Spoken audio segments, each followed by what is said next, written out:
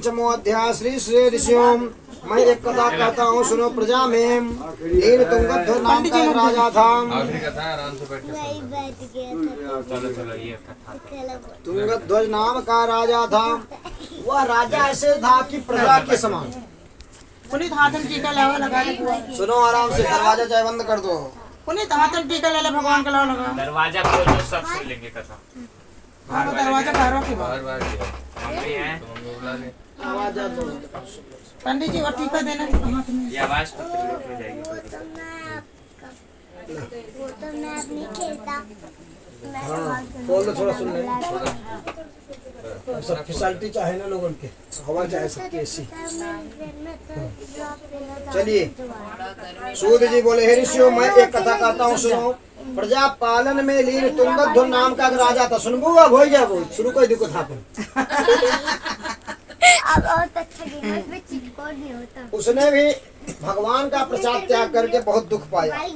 एक समय राजा वन में जाकर के वन पशुओं को मार करके बड़ के पेड़ के नीचे आया। वहाँ उसने ग्वालों को भक्ति भाव से बंधुओं से सत्यनारायण भगवान जी का पूजन करते देखा। परंतु राजा देखकर भी अभिमान, जिसको घमंड आ जाता है, कहते कमन है भगवान, कमन क्या, जिसको अभिमान है, बोला उसने, कहा कि नहीं, अभिमान बस वहाँ नहीं गया और न ही सत्य देव भगवान को नमस्कार ही किया। और ग्वालों माने जो ग्वाला होते हैं, जो यादव का जैसे ग्वाला जो गाय वगैरह पालते हैं, जो गाय वगैरह सेवा करते हैं, ग्वाला बोला जाता है। ग्वालों ने भगवान का प्रसाद उनके सामने रखा। वह प्रसाद को त्याग करके अपनी सुंदर नगरी को चला। वहाँ उसने अपना सब कुछ नष्ट पाया। तो वह जान गया कि सब भगवान सत्यनारायण भगवान ने किया है।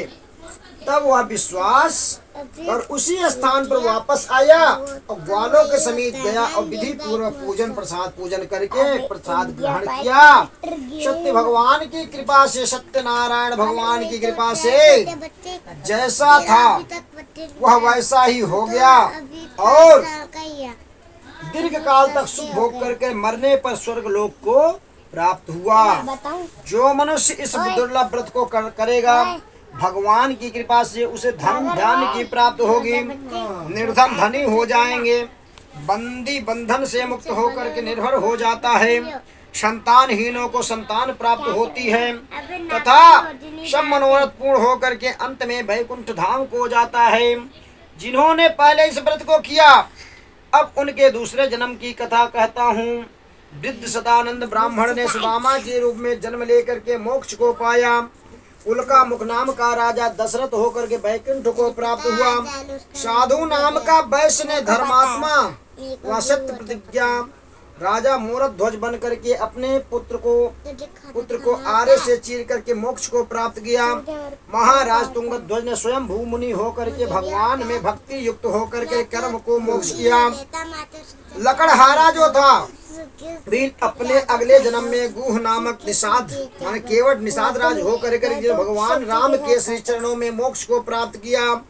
इति श्री रेवा खंडे पंचमो अध्याय। बोलो वृंदावन विहारी लाल की जय। श्रीमन्नारायण नारायण नारायण श्रीमन्नारायण नारायण नारायण लक्ष्मी नारायण नारायण नारायण श्रीमन्नारायण नारायण नारायण श्रीमन्नारायण नारायण नारायण लक्ष्मी नारायण नारायण नारायण श्रीमन्नारायण नारायण नारायण श्रीमन्नारायण नारायण नारायण बद्री नारायण नारायण नारायण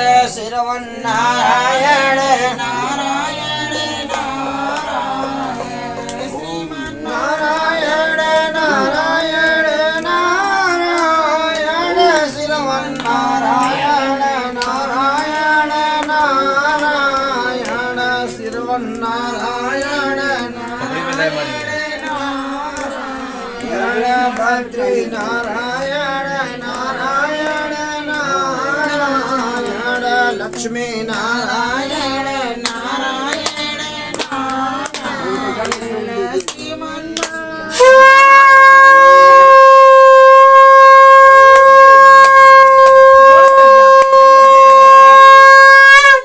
बोलिए सत्यनारायण भगवान की जय, लक्ष्मी नारायण भगवान की जय, उमापति महादेव की जय, बजरंगबली महाराज की जय, सब संतन की जय। जय श्री राधे।